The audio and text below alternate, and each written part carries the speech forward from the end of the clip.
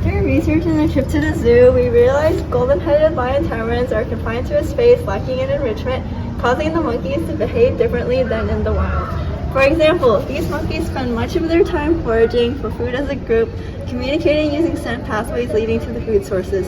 They also have long fingers and hands, non-opposable thumbs, and claw-like nails that they use to find food in crevices, bark, etc. Their furry tails act as a balancing mechanism in their natural habitat when climbing trees and vines.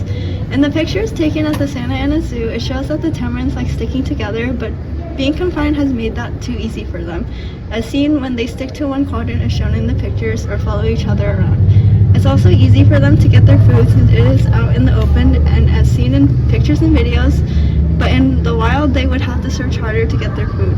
Because this doesn't promote natural behaviors, we want to build an enrichment by making food foraging more difficult, just like it would be in their natural wild habitat. Our supplemental target behavior report is based on their natural behaviors and habitat in order to create similar environments that promotes these behaviors found in the wild that would benefit the monkeys. Having a lot of things to climb and balance on and reach into with their hands, not to mention having food intertwined with this idea, would be something we'd like to achieve. Yeah.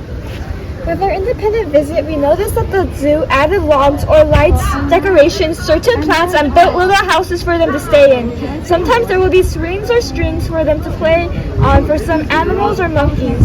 Observing the monkeys, we thought of material limitations such as durability.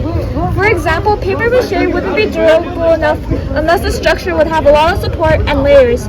Instead, we'll use cardboard. At the zoo, the tamarins don't seem too excited and have repetitive behaviors because they are limited to what they see and how much space they have. One goal would be to stimulate mental activity, but also physical for the tamarins. We predicted that tamarins would be confused at first due to the new addition to their enclosure and find it hard to obtain their food, but eventually engage with the obstacle course and find it entertaining to find their food as it mimics their natural environment as seen from our research. Some factors that prevent a perfect design include the lack of desired materials to build the obstacle course, as it may be hard to find or too costly. For our post-visit considerations, some categories that our idea applies to include habitat, cognitive, sensory, food, all but toys. Our overall plan, as stated in our research, was the supplemental target behavior report. We have decided to create an obstacle course that resembles their natural environment, like vines, climbing things, logs, trees, etc., that has food hidden around their enclosure, such as bugs and logs, or hung up fruit, allowing them to use their long fingers with scent pathways with rope leading to them. Because the enrichment is an obstacle course that we place all over the enclosure, the enrichment isn't a hazard unless we go overboard with the obstacle course placement. It also can't be ingested, and it also would be toxin-free, as the course would be made with cardboard, wood, and rope, and non-toxic paint and sealant if we decide to have that. No supervision is needed to use this enrichment. With the evidence gathered in our research, this would allow us to mimic their natural environment. We are adding some new things, but also basing it off existing things like the log we saw or some trees and vines from the zoo.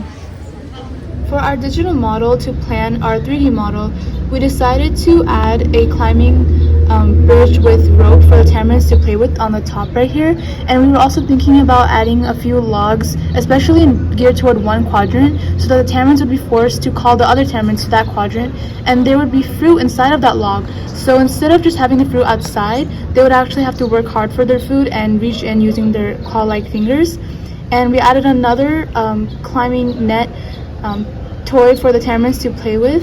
And in general, overall, we were planning to add more plants and vines all around the enclosure to mimic their habitat in the wild.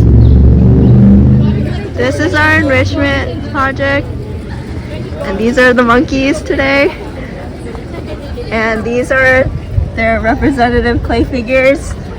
So basically in our enrichment, we have many vines for the monkeys to climb in, where we hang up fruit around the vines and by the trees for them to grab and eat, so they can go like nom nom.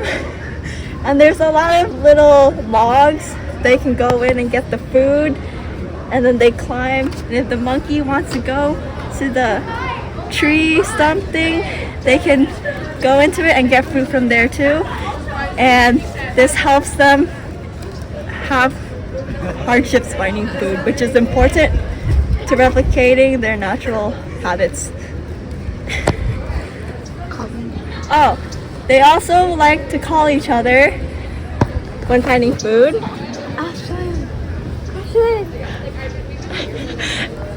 And then this will also promote teamwork. Wow, there's food here. Nom nom.